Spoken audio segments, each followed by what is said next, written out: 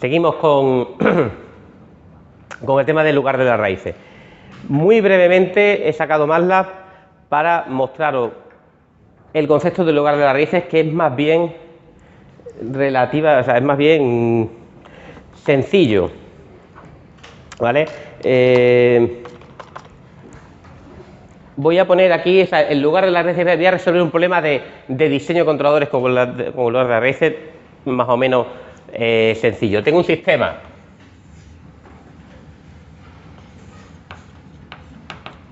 Vale.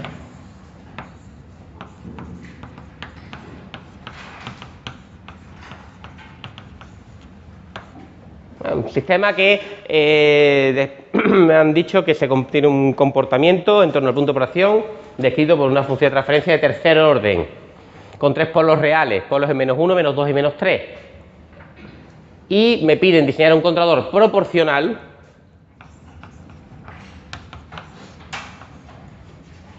de tal forma que el sistema en bucle cerrado tenga una sobreoscilación del 20%.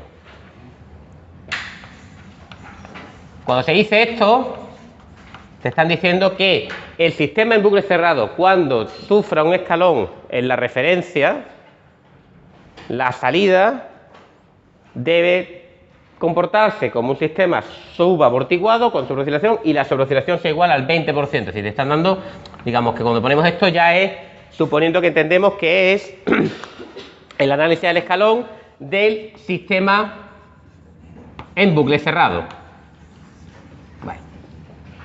Bueno, la referencia y la salida. Este sistema tiene tres polos.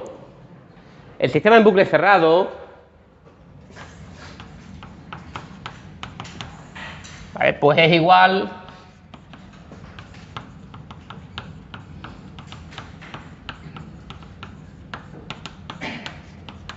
a este sistema de aquí. Los polos del sistema en bucle cerrado dependen del valor de K sub C, y por ser un polinomio de orden 3 ni siquiera podemos, incluso si ponemos un valor concreto de K sub C, si no disponemos de una herramienta informática, de alguna herramienta de cálculo, no, pues fácilmente no podemos resolver una ecuación de tercer orden para saber cuáles son las raíces, ¿vale? Entonces, pues en principio no hay mucho, pues es un problema complicado. ¿Qué se basa en lugar de las raíces? Pues que ya tenemos una metodología con el criterio del argumento, ¿vale?, para pintar todas las soluciones de ese polinomio para valores de K sub C comprendidos entre 0 e infinito. Y esto se hace, el dibujo se hace utilizando el criterio del argumento. Criterio del argumento.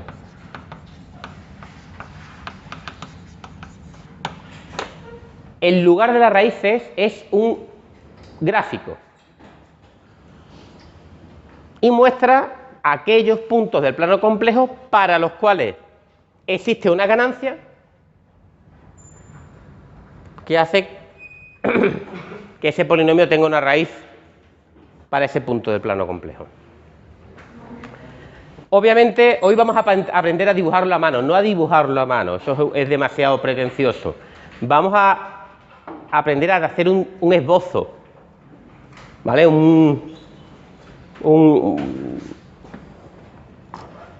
esbozo de la forma que tiene el lugar de las raíces, lo cual nos va a te ayuda a intentar entender cómo afecta modificar la ganancia a ese sistema en particular. Puedes hacer razonamiento, pero existen herramientas informáticas que directamente te pintan ese lugar de las raíces, ¿vale? Voy a pintar, esto es el sistema. Os dije en práctica, he visto que hay dos formas de definir sistemas modelados por función de transferencia, dándole directamente los coeficientes del polinomio numerador y denominador, o diciendo sus ceros, los polos y la ganancia, ¿vale? Lo voy a hacer así. Este sistema no tiene ningún cero, tiene un polo en -1, un polo en -2 y un polo en -3, y la ganancia es 2.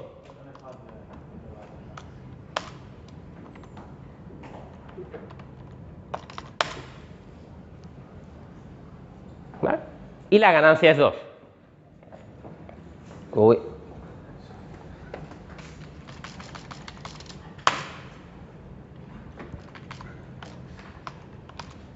Ahora, 2 partido por S más 1, por S más 2, por S más 3.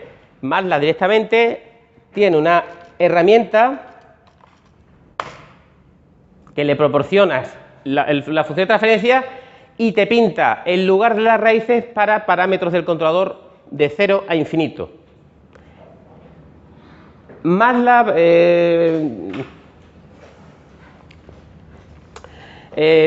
primera, digamos, detallito. MATLAB no pinta el lugar de las raíces para lo que nosotros hemos llamado K, el parámetro positivo. Lo que nosotros llamamos K es el resultado de multiplicar lo que es la ganancia del lugar de las raíces del sistema y la ganancia del controlador. Y esto nosotros, para aprender a pintarlo, hemos dicho que esto es mayor que 0. MATLAB va directamente y dice, no, vamos a olvidarlo, como MATLAB lo pinta él por ti y no tiene que tener estas consideraciones. Esto es para hacernos fácil el dibujo. ¿Vale? Esto es para hacernos fácil el dibujo. Tenemos una serie de cosas que nos simplifica a mí explicarlo y a vosotros dibujarlo. A MATLAB le da todo igual y MATLAB pinta el lugar de las raíces para KC mayor que 0. ¿Vale? Por lo tanto, tenéis que tener mucho cuidado porque esto es el lugar de las raíces de G, lo que nosotros hemos llamado para parámetros positivos, pero MATLAB simplemente, si te has equivocado al ponerle la ganancia al sistema y haces el R locus de menos G, te pinta el lugar de las raíces para parámetros negativos. ¿Vale? Es decir, que MATLAB no tiene dos funciones, una para K positivo y otra K negativo, porque esa K es una entelequia nuestra de aquí de la, por así decirlo, para poder explicarlo. Podéis preguntarme rápidamente, bueno, y cuando yo pinto G, ¿cómo sé si lo he pintado mal o lo he pintado bien? Es muy fácil porque cuando lo pintas para ganancias positivas se te van las asíntotas para la derecha. Ahora vamos a hablar de eso. En resumidas cuentas, este es el lugar de las raíces. ¿Qué es? Un dibujo, un gráfico.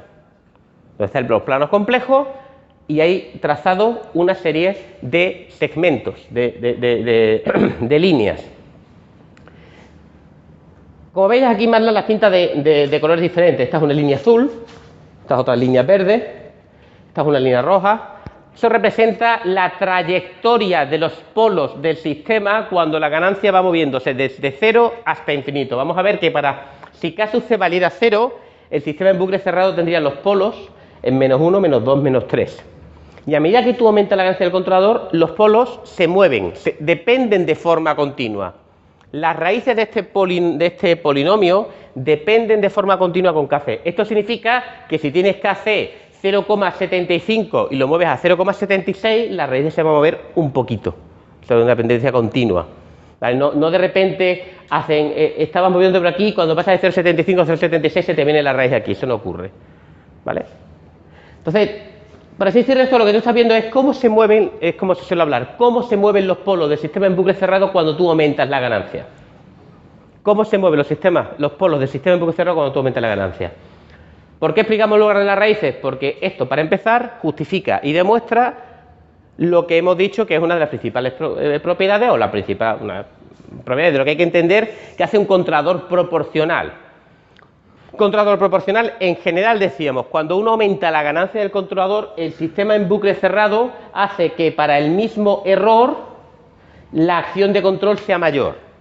Como la acción de control es mayor, el sistema es más agresivo. Más agresivo el sistema significa que es más rápido y menos estable. Y esto es lo que estamos viendo aquí. Esto es lo que estamos viendo aquí. Aumentar la ganancia de un sistema de control, en general, aumenta la velocidad del sistema en bucle cerrado, pero lo acerca a la inestabilidad. Y decir, bueno, pero aquí tenemos 3 polos. ¿Qué pasa con este polo de aquí? Vemos que a medida que aumentamos la ganancia del controlador, aquí tenemos 2 polos que se van a unir y se van a convertir en 2 polos complejos conjugados. Esto significa que al principio, para ganancias pequeñas, tenemos 3 polos reales. Y para ganancias mayores de repente tenemos un polo real rápido, un polo real que se ve dominado, es más rápido que estos dos polos complejos conjugados. Por lo tanto, decimos que en general la dinámica va a estar dominada por estos dos polos complejos conjugados que tenemos aquí. Y vemos claramente que al aumentar la ganancia, los polos más o menos, en este caso no se ve muy bien porque tiene que tener en cuenta que la escala no es exactamente la misma, pero por lo general se van alejando del origen. Si se alejan del origen significa que son más rápidos, pero se acercan al eje imaginario. Y si cruzan el eje imaginario se vuelven inestables. ¿Vale? Eso es la justificación. Entonces, con el lugar de las raíces directamente se ve esas propiedades del controlador proporcional. Por eso decimos que hay que hacer un compromiso entre velocidad y estabilidad relativa. Nos han dicho que queremos una sobreoscilación del 20%.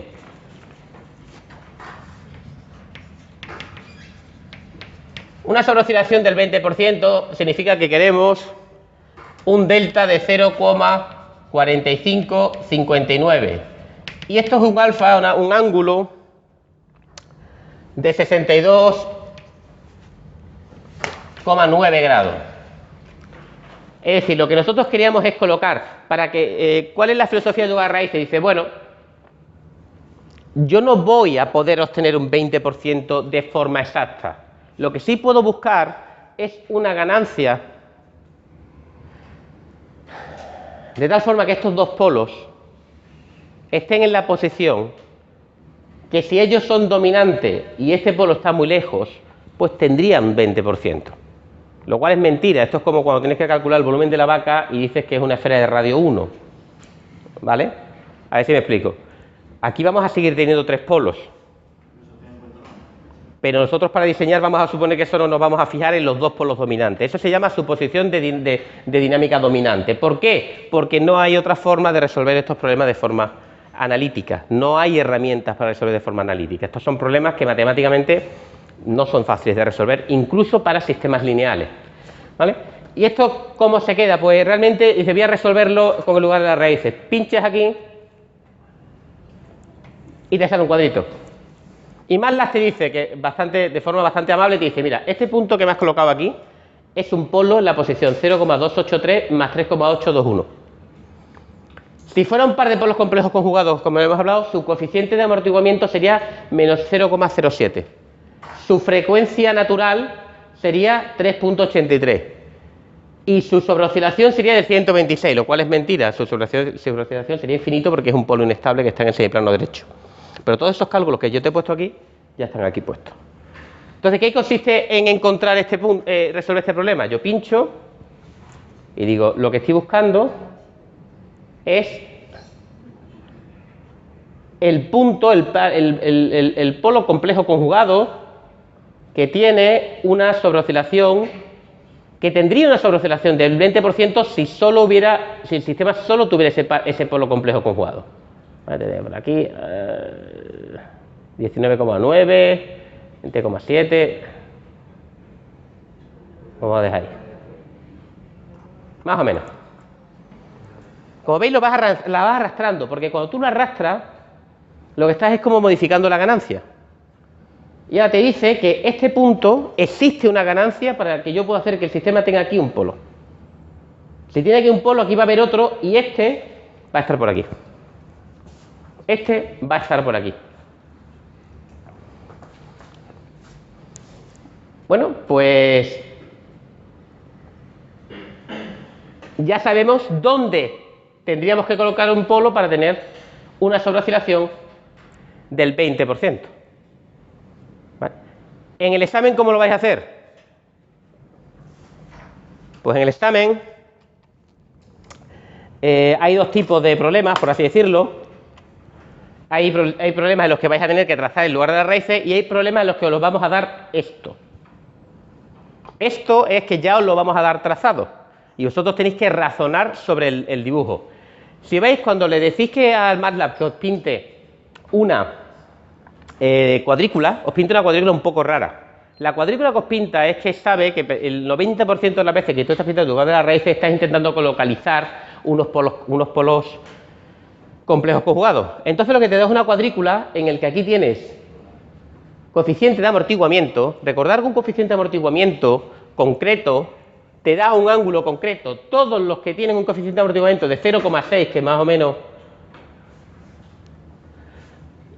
de 0,4559, tienen el mismo ángulo, que estos son más o menos 60 grados. ¿Vale? Esto es 0,46. Y 0,4559 es lo que habíamos pedido. Todos los puntos que están en esta línea son polos complejos conjugados que darían una sobreoscilación del 20%. Entonces te le pone aquí coeficiente de amortiguamiento para que tú busques el que necesitas. Y estos son círculos de radio constante. Esta es la frecuencia natural. Todos estos puntos tienen la misma frecuencia natural, porque la frecuencia natural está relacionada con la velocidad. Muchas veces queremos una frecuencia natural mínima. Como dais cuenta aquí, pues efectivamente el punto que hemos cogido está en la línea de 0,046. Vosotros diríais, me han pedido el 20%, buscaría tener un delta de 0,4556, pincharíais aquí y mediríais sobre el dibujo. A ojo y diríais, pues esto más o menos, ¿vale? Es 0,87 o 0,88 y esto más o menos es 1,7. Y encontraríamos ese punto. ¿Vale? Encontraríamos ese punto. Esa ha sido la parte del criterio del argumento, que te dice que en el punto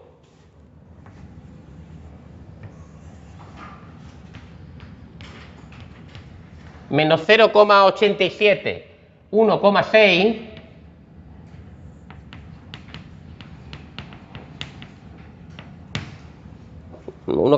más o menos,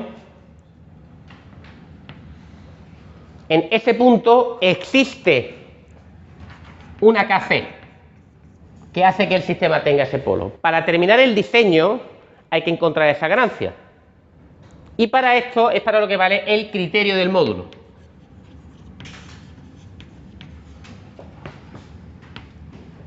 Para esto es lo que vale el criterio del módulo. Este es el punto objetivo, o lo llamáis como queráis. Este es el punto donde yo quiero colocar un polo.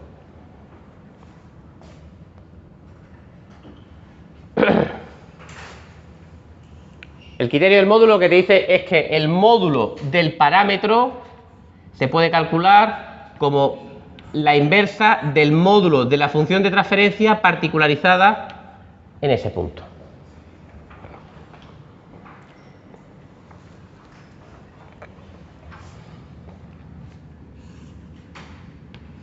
Y matemática y gráficamente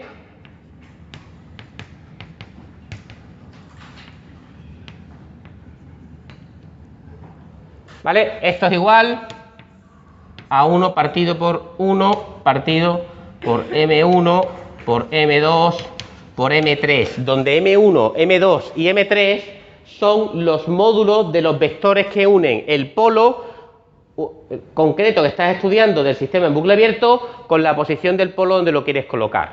Esta es la interpretación gráfica del lugar de las raíces. ¿Qué utilidad tenía esto? Ahora mismo quizá poca, pero digamos de una forma relativamente fácil de realizar estas cuentas. En vez de sustituir en GDS este punto y después calcularle el módulo, sabemos que lo que podemos calcular simplemente son los módulos de estos tres vectores. De esos tres vectores. ¿Cuánto vale M1? Pues es igual a la raíz cuadrada de su parte real al cuadrado más su parte imaginaria al cuadrado. 1 menos 0,87 al cuadrado más 1,7 al cuadrado. ¿Vale? Porque es la parte real es 1 menos 0,87 y la parte imaginaria es 1,7. ¿Vale? ¿Cuánto vale el módulo de M2? Estos ejercicios no son difíciles, son largos y hay que tener cuidado, pero no son difíciles. Porque además salen fórmulas muy repetitivas. La parte real es 2 menos 0,87 al cuadrado más 1,7 al cuadrado. Porque la parte real es esta, que esto es 2 y esto es 0,87. ¿Vale? Es el módulo de este vector. Y M3, pues es parecido. 3 menos 0,87 al cuadrado más 1,7 al cuadrado. Que si pintado puesto no parece ni tan complicado. 1,69, 2,03, 2,72. Y esto te sale que es 9,38. ¿Esto es cuánto vale el módulo del parámetro K?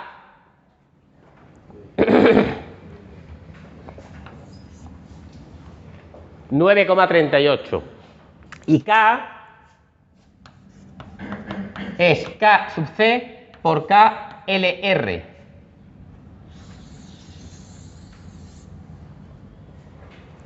Que la ganancia del sistema expresado en forma del lugar de las raíces era 2.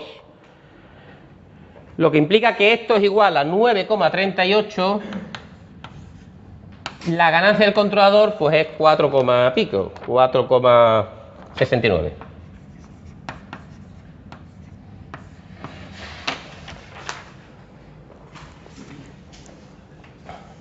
Esta es la resolución final de un problema de lugar de las raíces. Siempre se termina con la aplicación del criterio del módulo. ¿Vale? Insisto, si tenéis una calculadora y esto os parece muy tedioso, lo podéis hacer con la calculadora. Mi experiencia es que si lo hacéis así, significa que entendéis mejor lo que estáis haciendo y suele ser positivo. Y se detectan errores más fácilmente. Es más fácil detectar errores calculando estos tres módulos que metiendo en una función de transferencia S a lo bestia, sacando un número complejo, una fracción de números complejos y calculando los submódulos. Este es el último paso, la ganancia del controlador. ¿Y esto todo para qué vale? Todo para qué vale. Porque, no, esto, en el fondo, los problemas de diseño de controladores que nosotros resolvemos son, desde el punto de vista práctico, cosas sencillas. Porque nosotros lo que estamos buscando es qué ganancia poner el controlador proporcional, y es un número. O sea, después de tanta cuenta, el número que nosotros le da, la ganancia que le queremos dar al controlador proporcional es 4,69. Porque el problema es que a ti te han dicho que tienes un controlador proporcional, le puedes meter una ganancia y te dicen, tienes solo una oportunidad, ¿vale? Estás en una central atómica, dice, o estabiliza el sistema ahora o explota el mundo. Tienes que poner un número. Y la sobreoscilación tiene que ser menos del 20. Entonces, no puedes hacer ensayo y error. ¿Me explico? O sea, si solo pudieras poner un número en tu vida y no puedes hacer ensayo y error, y lo único que conoces es este modelo, ¿cuál es tu apuesta? Porque este número os advierto también, ¿qué es lo que pasa? Yo aquí he puesto un sistema que es S más 1, S más 2, S más 3. Esto no existe. S más 1, S más 2, S más 3. Eso no existe así. Los números reales son mucho más feos, como estáis viendo en el problema del ejercicio número 2. Los números reales son mucho más feos. Entonces, la ganancia 4,69, una ganancia 4,69 no es ni grande ni pequeña. Es grande o pequeña en función del sistema del que vaya atascado. En este caso, si tú le pones una ganancia de 1 es muy baja, pero en otro sistema con una ganancia de 1 puede que inestabilice el sistema. No tienes ni idea de qué ganancia poner. Aquí dices, bueno, pues más o menos creo yo que si le doy una ganancia de 4,69, así, porque lo he visto con el sistema, y ahora lo pongo ya a funcionar el sistema de control, pues espero que tenga un comportamiento pues como el que he dicho, más o menos una sobreoscilación del 20%. ¿Vale?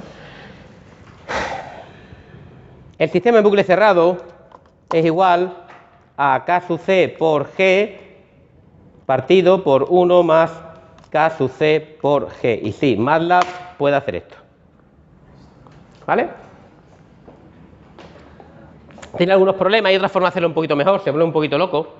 Te mete aquí S más 1, S más 2, S más 3 y en el numerador S más 1, S más 2, S más 3, por lo tanto tú sabes que eso están cancelados. ¿Vale? Pero te calcula la función de transferencia del sistema en bucle cerrado. ¿Para qué? Pues para ver si lo has hecho bien o lo has hecho mal. Le hemos dicho que siempre vamos a estar estudiando la respuesta al escalón. MATLAB te pinta la respuesta al escalón. Le das el sistema que estás estudiando, la función de transferencia, te pinta la respuesta al escalón.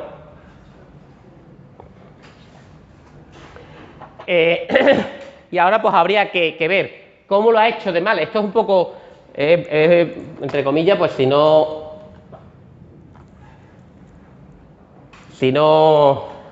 llama la atención, pues no tenéis mucho corazón. Comprobaríamos. ¿Realmente esto tiene una respuesta de un 20%? ¿Qué ha pasado aquí? La respuesta, desde luego, me ha salido subamortiguada. Se parece mucho a la respuesta de un sistema de segundo orden. El sistema tiene 3 polos. ¿Vale? El sistema tiene 3 polos. ¿Vale? Tiene un polo en -4 y tiene 2 polos conjugados donde yo he dicho. En -0,8 más 1,6. ¿Vale? Casi que estos 2 polos son dominantes. La respuesta, el resultado va a ser bastante bueno. Bueno, pues podemos mirar la sobreoscilación. El valor de pico es 0,71.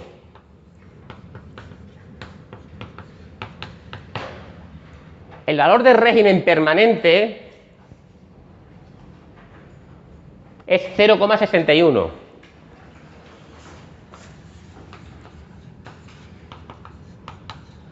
El valor inicial es 0. ¿Vale? Pues la sobreoscilación es 0,71 menos 0,61 partido por 0,61, que esto es 0,18. 0,18.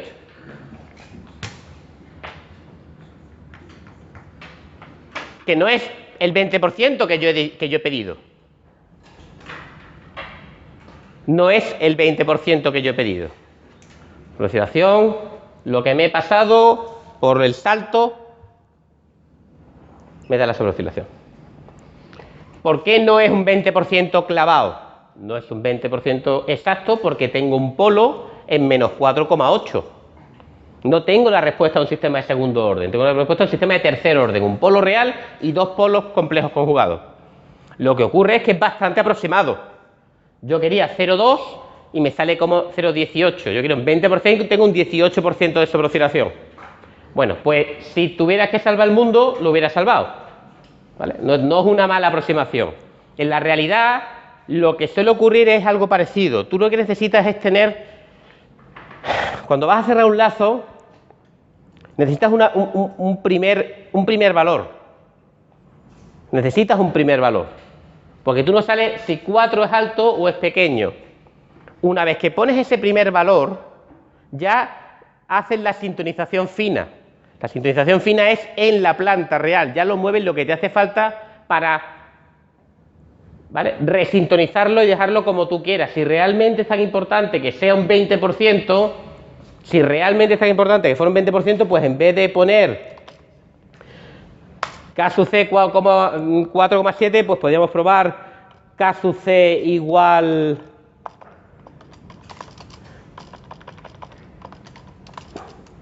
a 4,8.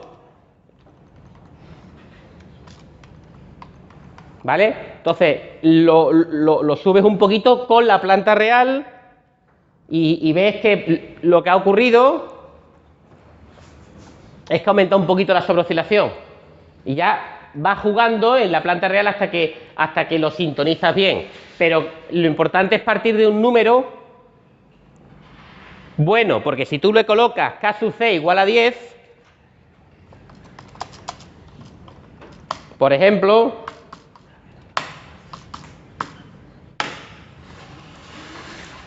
pues no se han estabilizado. Todavía sigue estable.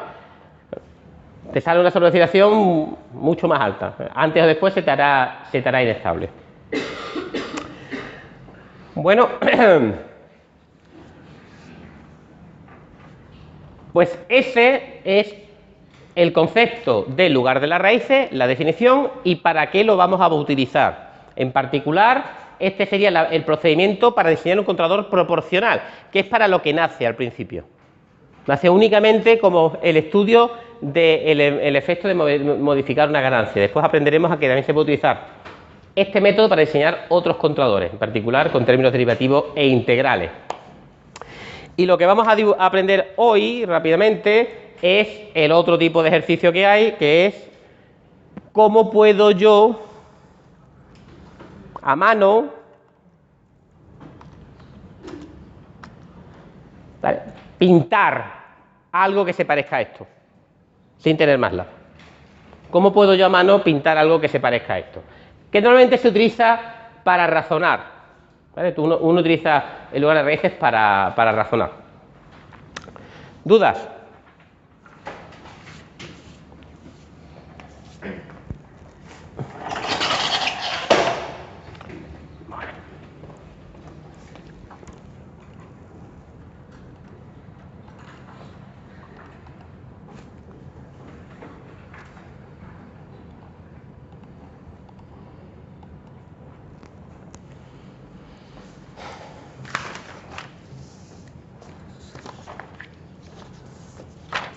Bueno.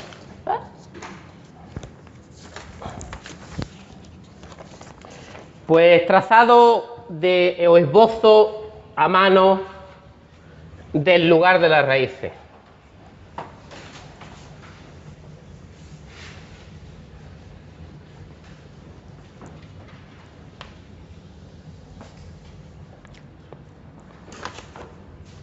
De hecho,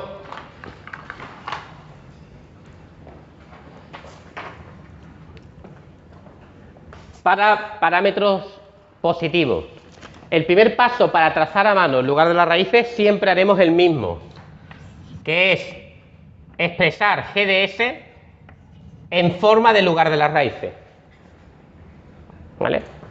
Y esto es así, una ganancia, y aquí tenemos un conjunto de m ceros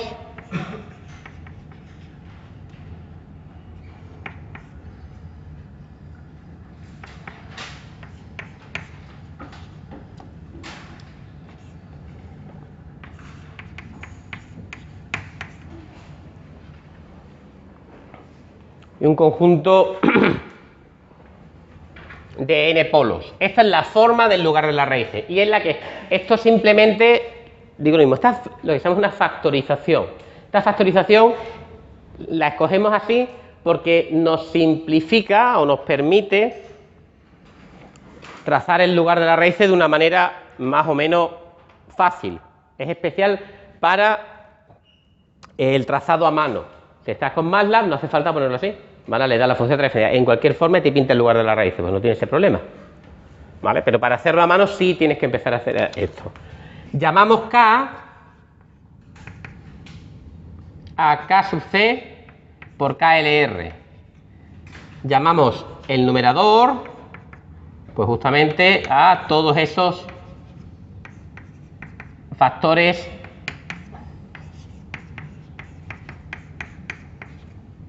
que están puestos con este término que vale 1. 1 positivo, ¿vale? Es S más menos lo que sea.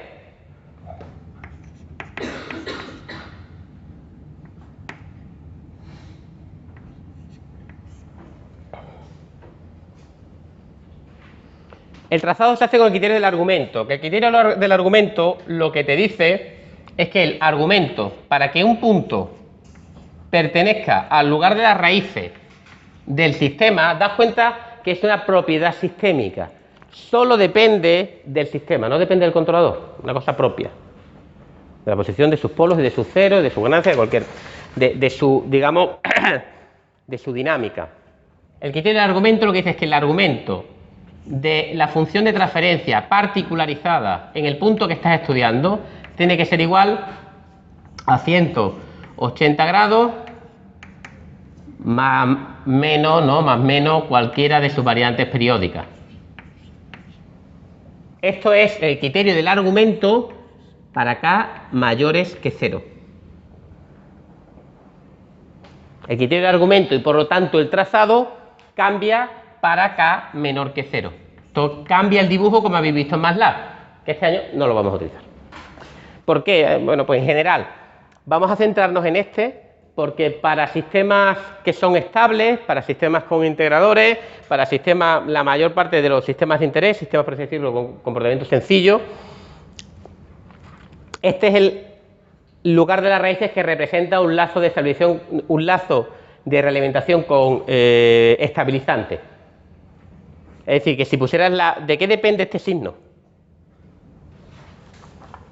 Depende del signo de KLR y del signo del controlador. Si escogiéramos un mal signo del controlador, inestabilizaríamos el sistema.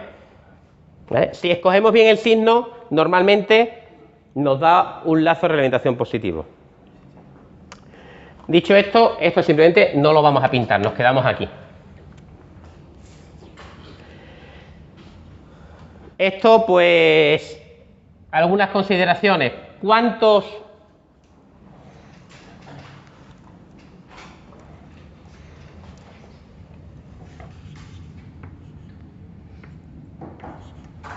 tenemos menos ceros que polos? No, realmente eso da igual, pero por lo general tendremos menos ceros que polos. Primer paso, entender, ya lo habéis visto, hay varios segmentos, ¿vale? A cada segmento, cada línea se le llama rama. Rama es el recorrido que va a subir, o sea, que va a seguir un polo a medida que se aumenta la ganancia. Estamos buscando las raíces de DDS más K por NDS igual a 0. Estos son los polos del sistema en bucle cerrado. La raíz de este polinomio. ¿Cuál es el orden de este polinomio? ¿Vale? Pues básicamente el orden de este polinomio, si hemos dicho que m es menor o igual que n, es decir, que tengo menos ceros que polos, vemos que el sistema en bucle cerrado va a tener n polos, tantos como el sistema en bucle abierto. Realmente es el máximo entre m y n, pero bueno, en los sistemas que tienen, esto vosotros lo entendéis bien, si tuviéramos más polos que 0, sería un sistema que no es anticipativo, es decir, que prevé el futuro, que no existe en la realidad. Los sistemas que existen en la realidad tienen un número, de hecho, prácticamente, por decirlo, casi que menor, pero bueno, menor o igual. Número de polos, n polos, tenemos n ramas, ¿vale? Tenemos n ramas, por eso el primer paso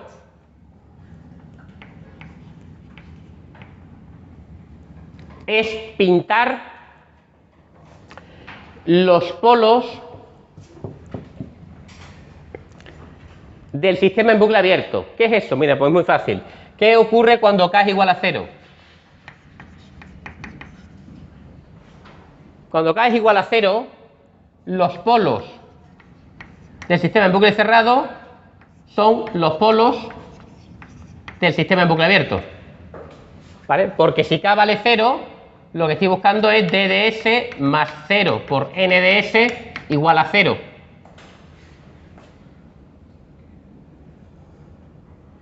El otro caso es ¿qué ocurre cuando los polos llegan hacia infinito?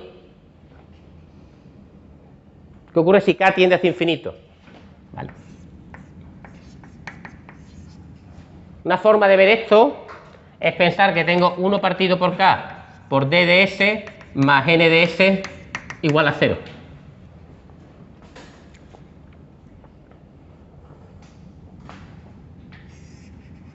Eso vale 0.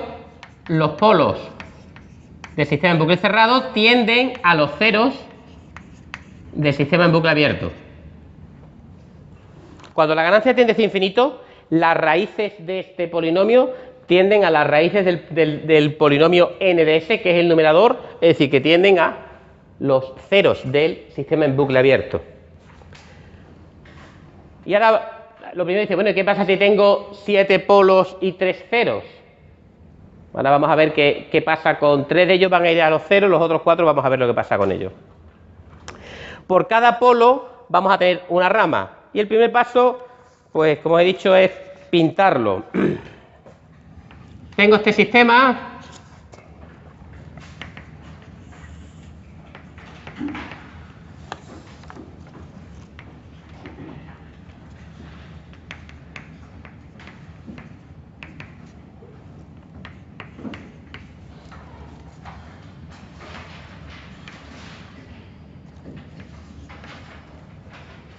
Y quiero trazar a mano su lugar de las raíces. Tengo un polinomio de orden 1 en el numerador y un polinomio de orden 4 en el denominador. Tengo 4 raíces en el denominador, 4 polos del sistema en bucle abierto. Primer paso es ponerlo en forma de lugar de las raíces. Para eso tenemos que conocer las raíces del sistema. Y esto es igual, ¿vale?, a... qué ejemplo más feo. Este está bien puesto, pero aquí lo tenemos que descomponer como S más 1 por S más 2 más 2J por S más 2 menos 2J.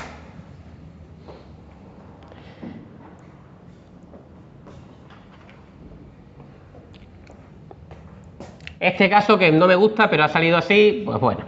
KLR vale 1, que es una ganancia de lugar a raíces un poco aburrida.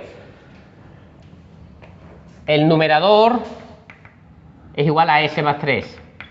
Y el denominador, pues es S por S más 1, por S más 2 más 2J, por S más 2 menos 2J. ¿Vale? C1 vale, P1 vale 0, P2 es igual a 1, P3 es igual a 2 más 2J y P4 es igual a 2 menos 2J. Estos son estas constantes que he puesto ahí arriba. Daos cuenta que no están cambiados de signo. P2 vale 1. Por lo tanto, el sistema en bucle abierto tiene un polo en menos 1. ¿Vale? No. Esto es el valor de ese parámetro. ¿Vale? S1. Como sabemos que los polos nacen de los polos del sistema de bucle cerrado, nacen de los polos del sistema de bucle abierto con la ganancia tiende a 0 y tienden a los ceros cuando la ganancia tiende a infinito, un primer paso para dibujarlo es pintar el plano complejo y pintar los polos del sistema en bucle abierto. Tengo un polo en 0, otro polo en menos 1 y unos polos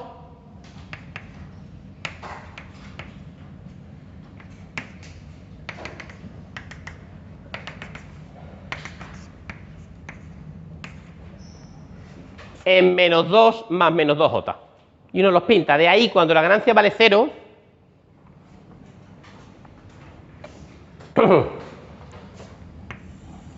salen los polos del sistema bucle cerrado. Van a tender a los ceros. Los ceros los vamos a pintar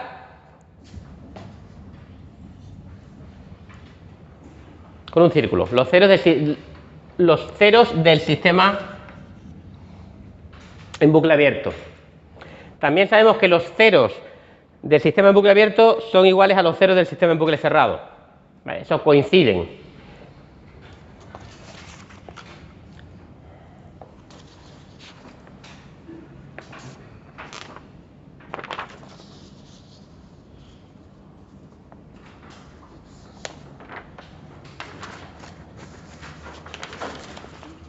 Vamos a seguir pintando, que es algo que se puede pintar fácilmente.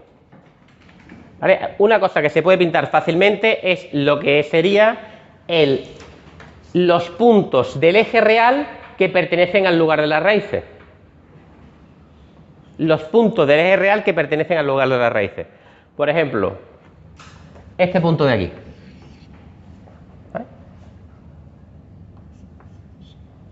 Este punto de ahí pertenece al lugar de las raíces o no pertenece al lugar de las raíces. Para eso tenemos que aplicar el criterio del argumento. ¿Vale? Que esto va a ser igual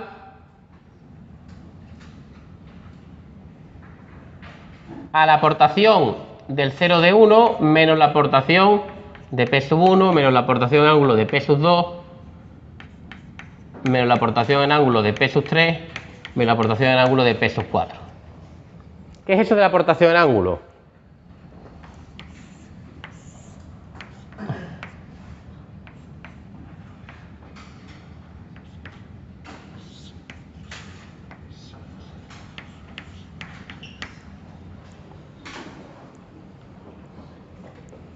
En vez de sustituir en la función de transferencia, podemos hacer este cálculo calculando el ángulo que forman cada uno de los vectores que unen un polo o un cero concreto con el punto que nos estamos preguntando y ver su ángulo. ¿Vale? Para este punto de aquí, ¿vale? Este va a ser el punto A. Para el punto A, ¿cuánto vale phi sub c? ¿Vale? Phi sub c es el ángulo de este vector, que son 180 grados.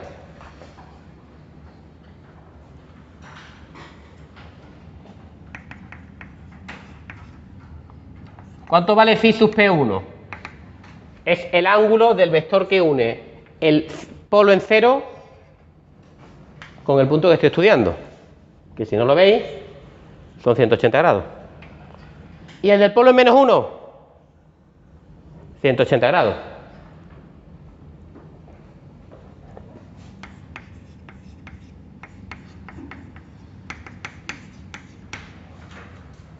Y ahora llegan los otros dos.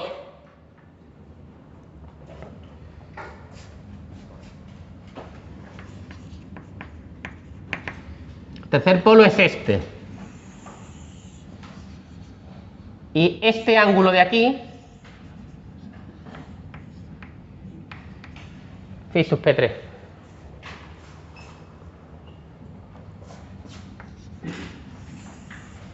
Y este ángulo de aquí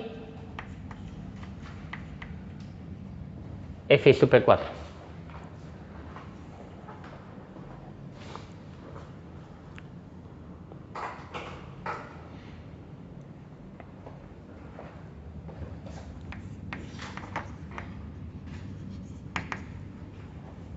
Como vemos, si el punto está en el eje real,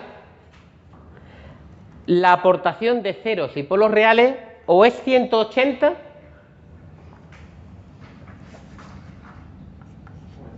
o es 0. En este caso, phi sub C1 es igual a 0. Phi sub P1 no cambia.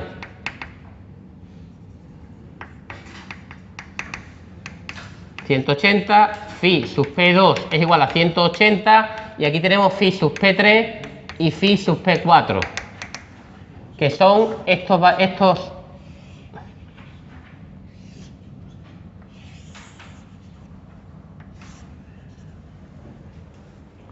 esos valores. ¿Vale? Que los polos complejos conjugados, claro, vienen de dos en dos. Uno tiene la parte imaginaria positiva y la otra ha cambiado de signo. ¿Y cuánto vale phi sub P3? Vale, tendría que calcularlo. ¿Cuánto vale phi sub P4?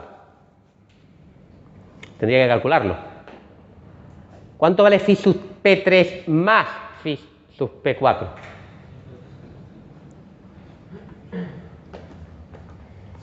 O de otra manera, esto de aquí, este de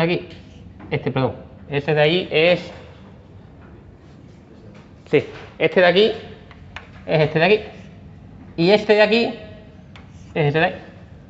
O lo que es lo mismo, phi sub P3 es 360 menos phi sub P4. O lo que es lo mismo, que es lo que me interesa, la aportación de dos polos complejos conjugados a un punto del eje real, esté a la derecha o esté a la izquierda, 0 grados. Bueno, en realidad son 360, pero que es lo mismo.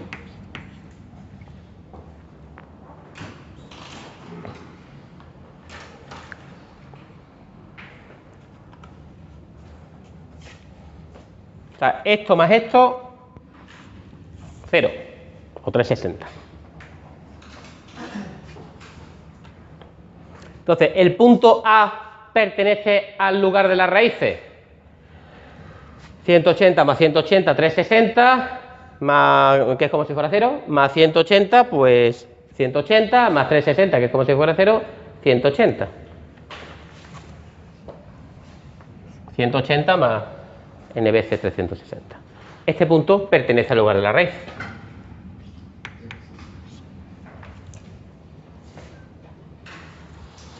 Y ahora este punto de aquí, 0 más 180, 180, más 180, 0, más 360, 0. 0 es 180. No, este punto no pertenece al lugar de la raíz. ¿Qué diferencia hay entre este punto de aquí en medio y este de aquí? Y entonces la forma, y es la norma que siempre se da, que es muy sencilla, un punto del eje real pertenece al lugar de las raíces para parámetros positivos si deja a su derecha un número impar de polos y ceros. Un número impar de polos y ceros. Este punto deja a la derecha 1, 2, 3, 4 y 5 polos y ceros. Pertenece al lugar de las raíces. Este punto de aquí deja 1, 2, 3, 4 y 5. También pertenece. Este punto de aquí, 1, 2, 3, 4 y 5. También pertenece. Me faltan tizas de colores.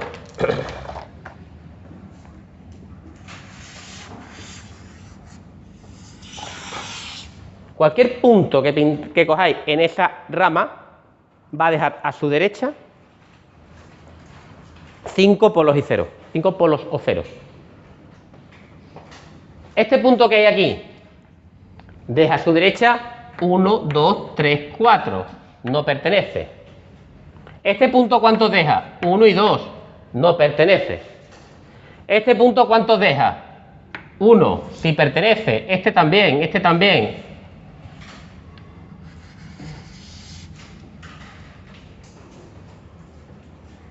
Todo lo que está entre menos 1 y 0 pertenece al lugar de las raíces.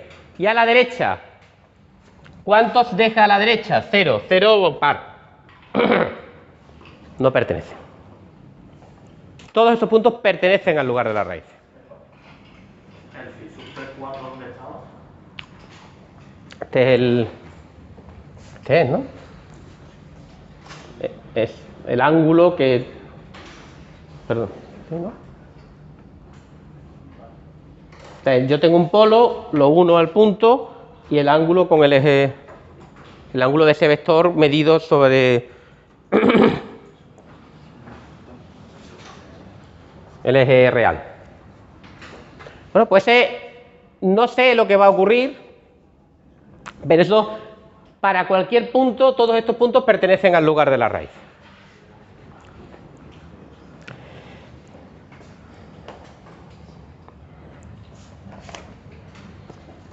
Siguiente paso. David. Sí. Si en el examen, o sea, el criterio del argumento sirve para explicar por qué a la derecha sería, si es impar, en lugar de las raíces, pero en el examen tengo que aplicar el criterio del argumento. Sí. Sí. Veremos que, en particular, cuando estamos diseñando controladores integrales y derivativos. ¿Vale? Pero sí, hay que aplicar el criterio del argumento.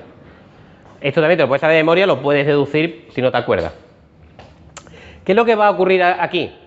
¿Vale? Este concepto es interesante. Esto es cuando la ganancia vale 0. Cuando la ganancia va aumentando, estos dos polos se van a ir moviendo. ¿Y hacia dónde se mueven? Pues se mueven, digamos, hacia adentro. Entonces, va a haber un momento que se van a chocar. Y va a haber un punto aquí donde uno va a salir, se va a convertir en polos complejos conjugados. Van a salir fuera del eje real. ¿Vale? No sabemos dónde, pero va a ocurrir, porque claramente a medida que yo aumente la ganancia, estos se van a mover y antes después se van a separar. Estos puntos se llaman los puntos de separación. Los puntos de separación. No tiene por qué ser en medio, ¿eh? No es en medio. No sabemos dónde es, va a ocurrir, pero no sabemos dónde exactamente. Esto es de estas cosas que bueno, que a mano no son especialmente fáciles de calcular. No son especialmente fáciles de calcular. Pero existe una fórmula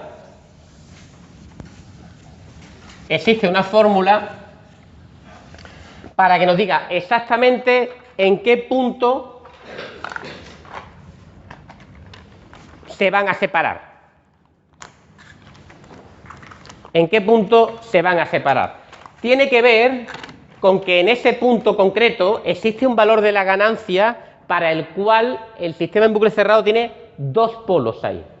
Eso significa que ese polo, o sea, que se hace infinito tanto el valor de la función como el valor de su derivada. A partir de ahí se echan unas cuentas, ¿vale?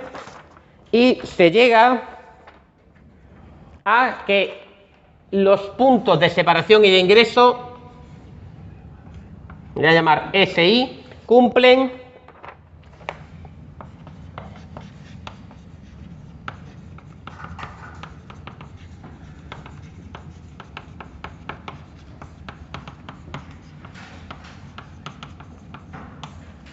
estos puntos cumplen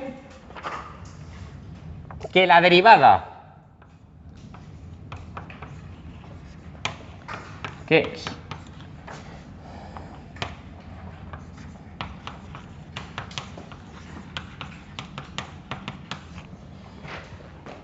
cumplen esta ecuación.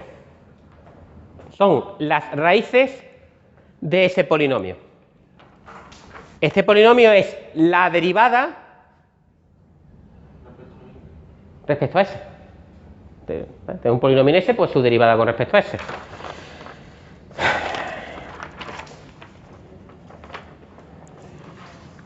En este caso, ¿vale? N de S era S más 3. La derivada de este polinomio con respecto a S, que es lo que yo he llamado M comillas de S, es igual a 1. D de S era igual a S a la cuarta más 5 por S al cubo más 12 S al cuadrado más 8S. Por lo tanto, D' de S pues es igual a 3S al cubo más 15S al cuadrado más 24S más 8, la derivada del polinomio.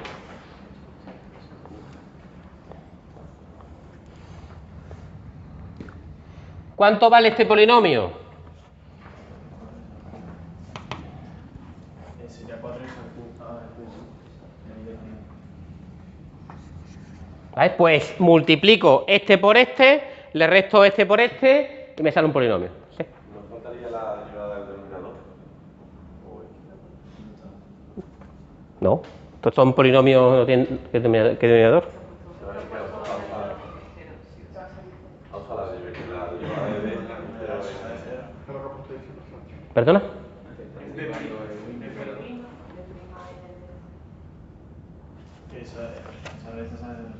¿Esto? Ahora. ¿Y esto qué es? Pues es un chorizo de orden 4. O sea, pues 3S a la cuarta más 22S al cubo más 57S al cuadrado más 72S más 24. Bueno, las raíces de este polinomio son los puntos de separación y de ingreso. Que obviamente vosotros a mano, nosotros solo resolvemos a mano ecuaciones de orden 1 y orden 2. Nos vamos a ponernos a resolver ecuaciones de orden 3. Polinomios de orden 3. Por lo tanto, claro, para esto, ¿cuáles son las raíces de este polinomio? Pues tendríamos que tirar de MATLAB o de cualquier otra herramienta informática que nos dé las raíces. En este caso, MATLAB te las da automáticamente. Te dice que ese polinomio es de orden 4, tiene 4 raíces.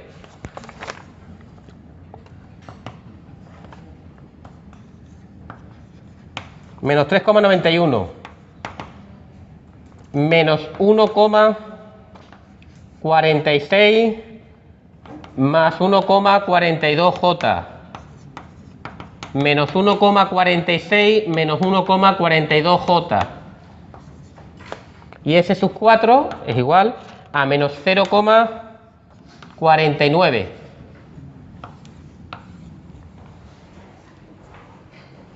Claro, el paso de aquí a aquí, preguntaréis, ¿cómo lo hace esto uno? Pues en los años 50 sacaba uno Ruffini y lo hacía. ¿Vale? Que para eso valía Ruffini. ¿Vale? Ya no estamos en los 50. Lo que a vosotros siempre os interesa es cómo funciona esto en un examen. Pues si os ponemos el trazado de un lugar de las raíces que te va a dar como polinomio de, digamos, de polinomio para calcular las puntos de separación de ingreso, algo mayor de orden 2, os vamos a decir las soluciones del polinomio que definiría los puntos de separación de ingresos son esta y esta. O sea, os vamos a dar las soluciones y vosotros nos tenéis que dar el polinomio. Y tenéis que razonar. ¿Qué es eso de razonar? Menos 3,91. Lo voy a poner aquí, no esta escala, pero lo voy a poner aquí. Menos 3,91. Y otro es menos 0,49. Y hay otro punto por ahí que es menos 1,46 más menos 1,42J. Que estos obviamente no son puntos de separación y de ingreso. Esos son puntos que matemáticamente tienen una propiedad igual, que es que en este punto se cancelaría el valor y su derivada, bla. Pero estos no son puntos del eje real, no son puntos de separación y ingreso porque son números complejos conjugados. Solo me interesan los puntos que son reales. Hay uno que ha caído aquí que es el que esperábamos.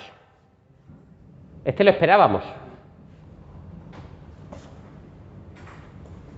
¿Y este qué significa? Esto es un punto de separación. De aquí salen un par de raíces. Y esto es lo que se llama un punto de ingreso. Cuando la ganancia tiende hacia infinito, va a haber un polo que se va a ir por aquí. Porque todo esto pertenece al lugar de las raíces.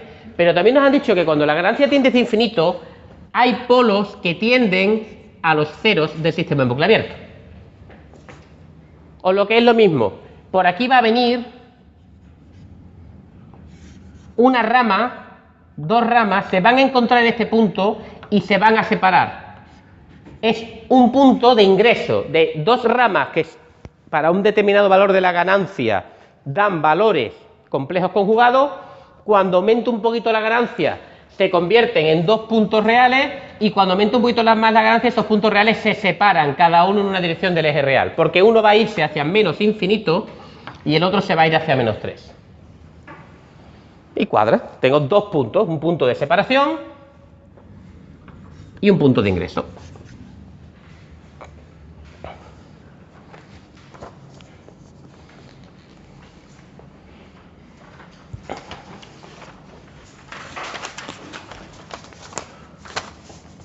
$13 minutos. Concepto fácil pero muy importante. Fácil pero muy importante. Las asíntotas. Ya si veis, prácticamente tengo ya un dibujo bastante bien esbozado. ¿Vale? Tengo dos polos que se van a unir aquí, salen. Tengo otros dos polos que van a venir aquí y se vienen para acá. Pero aquí aparece un concepto. Cuando la ganancia tiende hacia infinito, claramente un polo se va a ir hacia menos infinito, el otro polo se me va a ir a menos 3. Pero yo tengo 4 ramas. Una rama que sale de 0, otra de menos 1, otra de estos dos polos complejos conjugados. ¿Dónde van esas ramas cuando la ganancia tiende hacia infinito? Ese es el comportamiento asintótico. ¿Hacia qué valores tienden las ramas cuando la ganancia tiende hacia infinito? Cuando la ganancia tiende hacia infinito. Las asíntotas, lo que ocurre es que, claro, tenemos que n es menor o igual que m. Al revés. Esto es, tenemos n polos, que cada uno nos da una rama, y m ceros, que cada cero es un final de una rama. En nuestro caso tenemos 4 ramas y tenemos un único cero. Por lo tanto, tengo 3 ramas que no sé dónde terminan. Esas ramas se van hacia infinito y se llaman asíntotas. Tengo 4 menos 1 asíntotas, que son ramas que divergen. Ramas que se van hacia menos infinito. Aquí tengo una. Esta rama es clara. De aquí hay esta rama, todo el eje real hasta menos infinito pertenece al lugar de las raíces. Esta rama llega aquí 2 polos, uno se va a menos 3 y el otro se va hacia menos infinito. Diverge. Y los otros dos van a diverger también. Pero no tienen por qué diverger, o sea, ¿con qué ángulo? ¿Hacia dónde tiran? Porque diverger este infinito es que se pueden ir por aquí, o se pueden ir para allá, o se pueden ir para acá. ¿Hacia dónde tiran? ¿Por dónde se escapan? Hacia infinito. Y para nosotros diverger significa que su módulo se hace infinito. Su módulo. Pero su argumento, por dónde tiran, no se sabe dónde va. Tenemos 3 asíntotas, ¿vale? Pues el comportamiento asintótico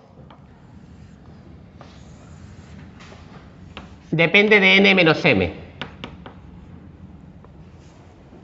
¿Vale? Para n menos m igual a 3, ¿vale? Tenemos 3 ramas, 3 asíntotas. Esas asíntotas tienen una propiedad matemática que se cortan en un punto del eje real, que se llama centroide.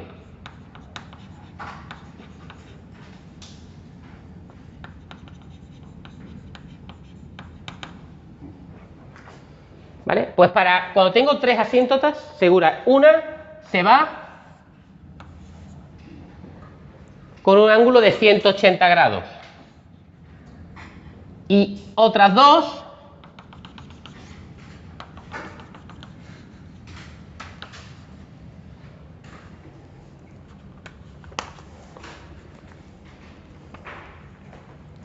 se van con ángulos de 60 grados y menos 60 grados.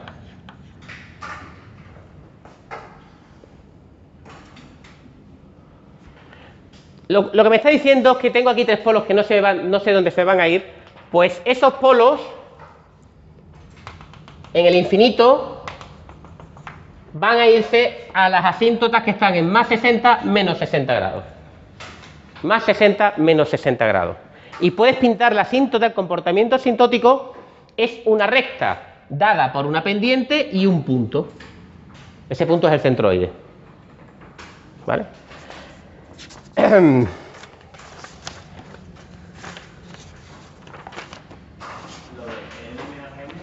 N menos ¿Son los vértices de una figura? no, n menos m son el número de asíntotas que tienes que coinciden con el número de polos en bucle cerrado, que te da el número de ramas, menos el número de ceros. Sí, pero por ejemplo aquí se formaría como un triángulo equilátero de... Sí, o sea, sí, no, pero o sea, lo que yo me refiero es que sí, en el sentido de que si tú sabes n menos m siempre se forma la misma figura. Siempre. Eso, si por ejemplo 4 serían... Si son 4, hacen así. Más 90 una X. Si son 2, Es una recta,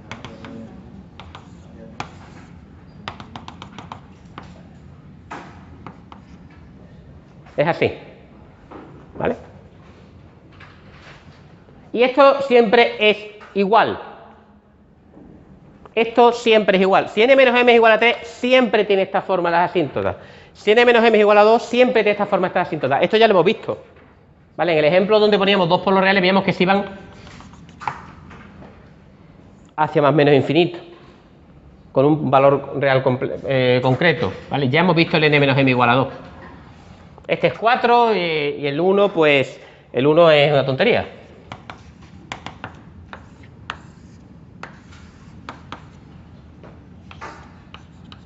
Si tenemos 1, hay un polo que se va hacia menos infinito. ¿Vale?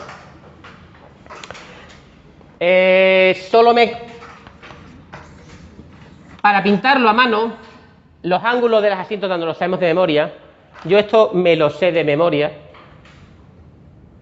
Que tengo dos polos, se me van con más menos 90 grados. Que tengo tres polos, pues se van con 60, menos 60 y otro hacia el eje real. Que tengo 4, pues estos son 45, menos 45, menos 135 y menos 135. ¿Vale? Estos son ángulos rectos. Lo único que nos falta, bueno, simplemente es, para poder pintarlo más o menos, sería saber dónde está el centroide. Y al igual que pasa con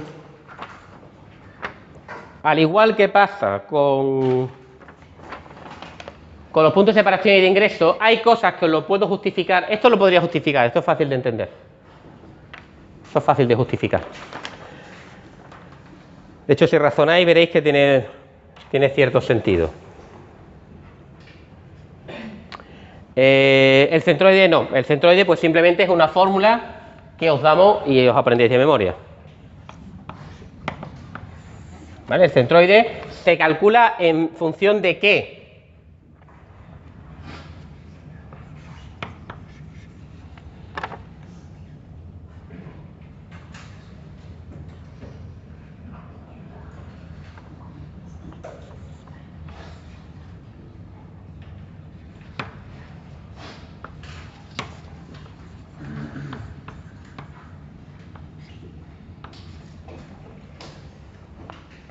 En función de dónde está la posición de los ceros y de los polos, simplemente. ¿Vale? Esto está expresado con lo que hemos puesto antes. En nuestro caso, ¿cuánto es sigma? Pues es 3 menos 2 menos 2j menos 2 más 2j menos 0.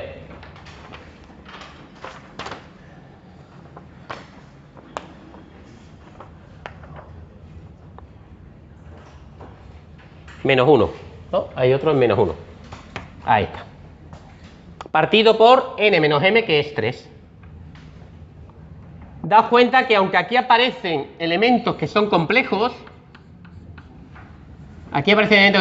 como son polos complejos conjugados, si yo sumo dos polos complejos conjugados, su parte imaginaria se va a ir. Entonces siempre el centroide, aplicando esta fórmula, se encuentra siempre en el eje real. En este caso es 3 menos 2, 1, menos 2, menos 1, menos 1, menos 2 tercios. Este punto que yo he colocado aquí, pues realmente estaría aquí. Estos serían 60 grados, estos serían menos 60 grados y este punto de aquí es menos 2 partido por 3.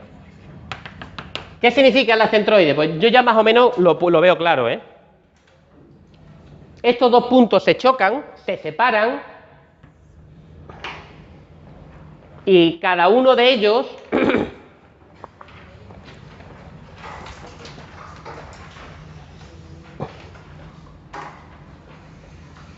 se va a ir por una asíntota. Y estos dos puntos, no sé lo que van a hacer aquí, pero más o menos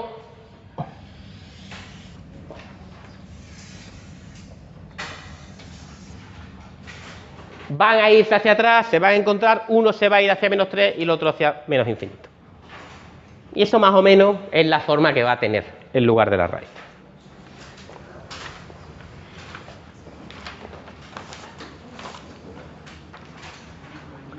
Con lo que os he explicado hoy se hace un trazado bastante lógico. Quedan dos detalles que vamos a ver mañana.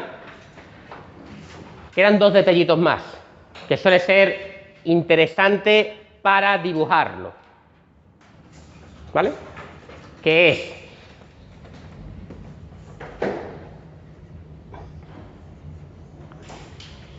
¿por dónde cruza el lugar de la raíz del eje imaginario? ¿Por dónde cruza el lugar de la raíz del eje imaginario? ¿Por qué? Bueno, pues porque lo general tú sabes que vas a tener una asíntota que se va hacia infinito por allí, y te gustaría saber a qué altura pues va a cortar, ¿no? Y después ya tiende hacia la asíntota. Ese punto se puede calcular porque ese punto es el punto límite para el cual, si aumentas un poquito más la ganancia, el sistema se hace inestable. Si lo aumentas un poquito menos, se hace estable. ¿Vale? Por lo tanto, este punto lo vamos a poder calcular aplicando Rutherford-Wirth.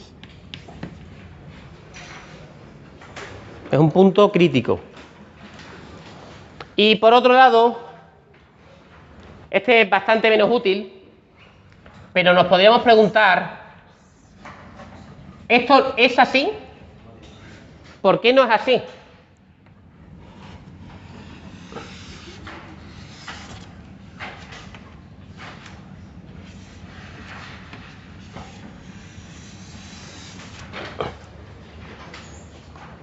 Es decir, ¿cómo salen las ramas que parten de polos complejos conjugados? ¿Cómo inician? ¿Cómo salen? De hecho, lo que está buscando es ¿con qué ángulo salen? ¿Salen con este ángulo o salen con este ángulo? Que te puede, en algún caso, ser útil. Tampoco demasiado. ¿Vale? Y este ángulo, que se llama el ángulo de salida de los polos complejos conjugados, también se puede calcular. ¿Vale? Mañana pues calcularemos estas dos cosas y haré un ejercicio de trazado de otro lugar de las raíces y resolveremos otro diseño de contadores proporcionales.